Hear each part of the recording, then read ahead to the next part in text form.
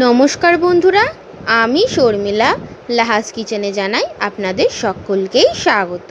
আজকে আমি আপনাদের জন্য নিয়ে এসেছি আমাদের সকলেরই ভীষণ প্রিয় কচু বাটার রেসিপি।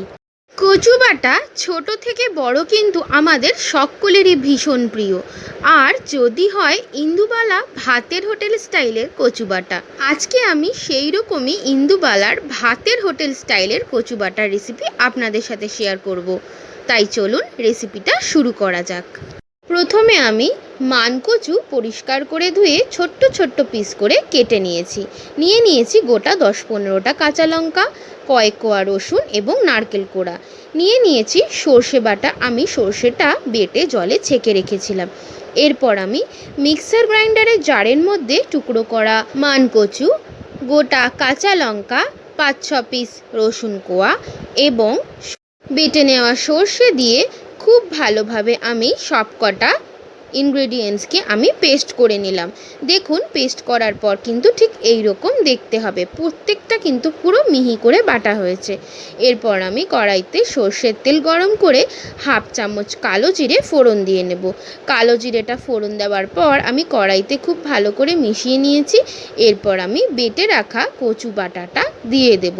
বেটে রাখা কচু বাটাটা কালো জিরের সাথে এবং সেই তেলের সাথে খুব ভালো করে মিশিয়ে নিতে হবে। এরপর আমি দিয়ে দেব সামান্য কয়েক দানা চিনি। আপনারা চাইলে চিনিটা নাও দিতে পারেন, আমি একটু টেস্টটা বাড়ানোর জন্য চিনিটা অ্যাড করেছি, যাতে নুন ঝাল এবং মিষ্টি একদম পারফেক্ট থাকে।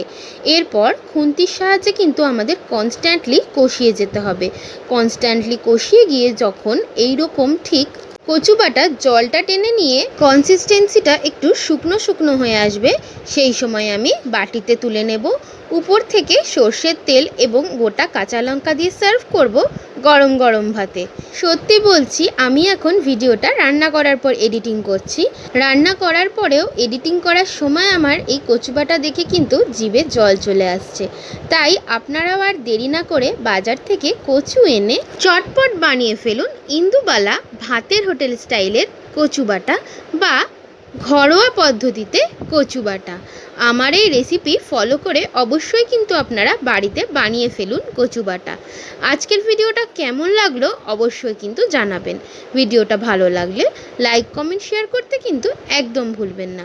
আর এইরকমই আরও টেস্টি আর মজাদার রেসিপি দেখার জন্য কিন্তু সাবস্ক্রাইব করে নিতে হবে লাহাস কিচেন চ্যানেলকে। চ্যানেল সাবস্ক্রাইব করা কিন্তু ভীষণ সোজা। চলে যেতে হবে ইউটিউবে, সার্চ করে নিতে হবে লাহাস কিচেন চ্যানেলকে। চ্যানেল সার্চ করে অবশ্যই সাবস্ক্রাইব করে বেল নোটিফিকেশনকে কিন্তু অলে রেখে দিতে হবে। আর যে সকল বন্ধুরা এই ভিডিও আমার ইউটিউব থেকেই দেখছেন তারাও কিন্তু অবশ্যই ভিডিওটায় লাইক করে আমার চ্যানেলটিকে সাবস্ক্রাইব করে এই ছোট্ট ইউটিউব পরিবারের সদস্য হয়ে যাবেন। আজকের রেসিপি এইটুকুই। দেখা হচ্ছে আরেকটি কোনো আরও ভালো এবং আরও মজাদার রেসিপি নিয়ে। তাই সবাই কিন্তু খুব ভালো থাকবেন, সুস্থ থাকবেন। আজকের মতো আমি আসি, টাটা। আর হ্যাঁ, অবশ্যই কিন্তু চ্যানেলটাকে সাবস্ক্রাইব করে দেবেন।